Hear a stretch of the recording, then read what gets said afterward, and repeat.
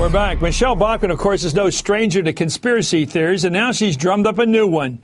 She and 4 other right-wing members of Congress say the Muslim Brotherhood has infiltrated the American government. Bachmann has personally attacked Hillary Clinton's deputy chief of staff, Huma Abedin, wife of the former New York Congressman, still the wife of Anthony Weiner. She says Abedin is tied to the radical Islamic organization through 3 family members. As for Bachmann's source, one of the country's leading anti-Muslim conspiracy theorist, Frank Gaffney. With me now are Brian Levin, director of the Center for the Study of Hate and Extremism at California State University, and Ron Reagan, MSNBC political analyst and author of My Father at 100. Brian, thank you for joining us. You're an expert at this.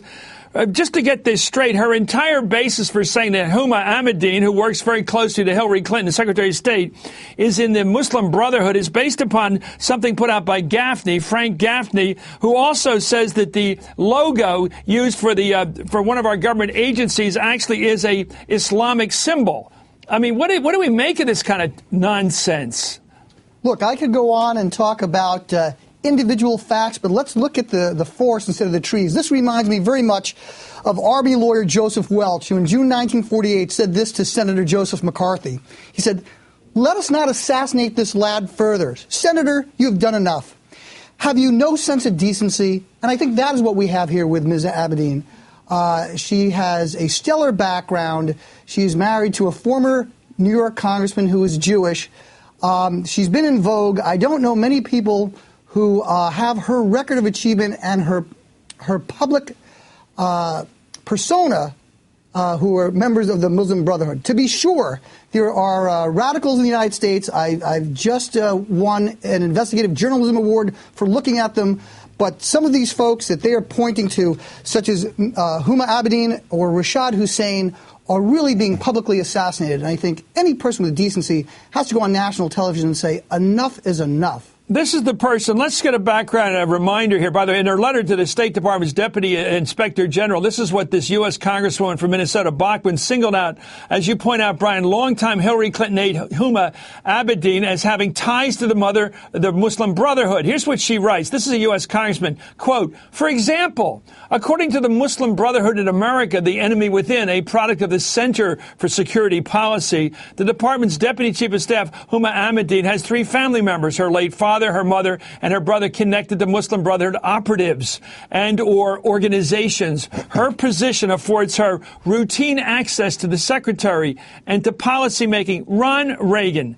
This assumption here that anybody would buy this malarkey, that somehow Huma is able to manipulate somebody as sophisticated politically as Hillary Clinton, with all the commitments she's made to the state of Israel, obviously to her country, is somehow being tooled around by the wily nature of Huma Abedin, who's working as a lifetime mole, is crazy talk. Isn't it? If crazy were people, Michelle Bachmann would be China, Chris.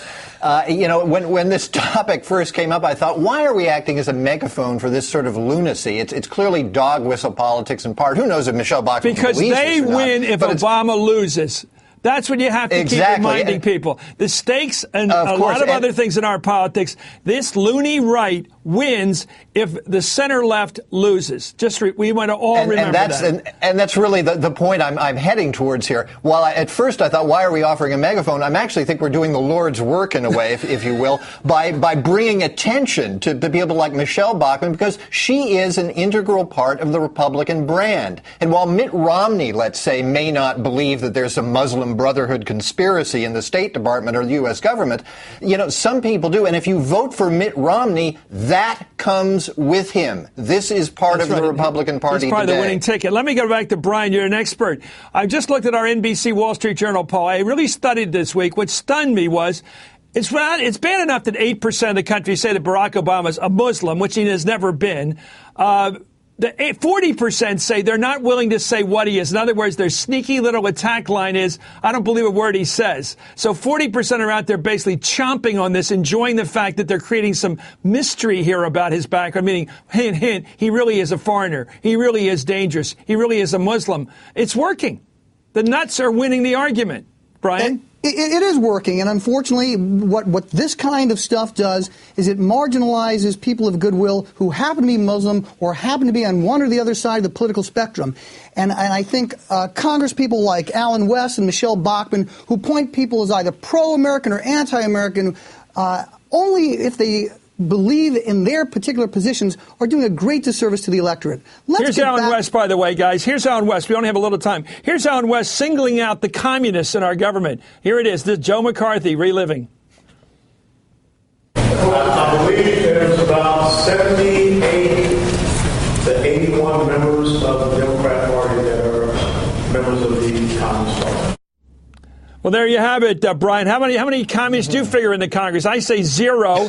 This guy's got it up to between. He's very precise. This is so Joe McCarthy, as you know, Brian. Precision is the great tool of the nuts. It is, and what he's doing is he's getting that number directly from a progressive Democratic alliance. And look, I don't agree with most of those folks, but to call people that we don't agree with communists or to label people who are Muslim as some kind of enemies, this really does a disservice. I have students who are patriotic Muslim Americans who want to go into government service, and to have them experience this is really a disgrace. We have to speak out against it as people of goodwill. It keeps flashing back. Thank you so much, Brian Levin. Thank you, as always, Ron.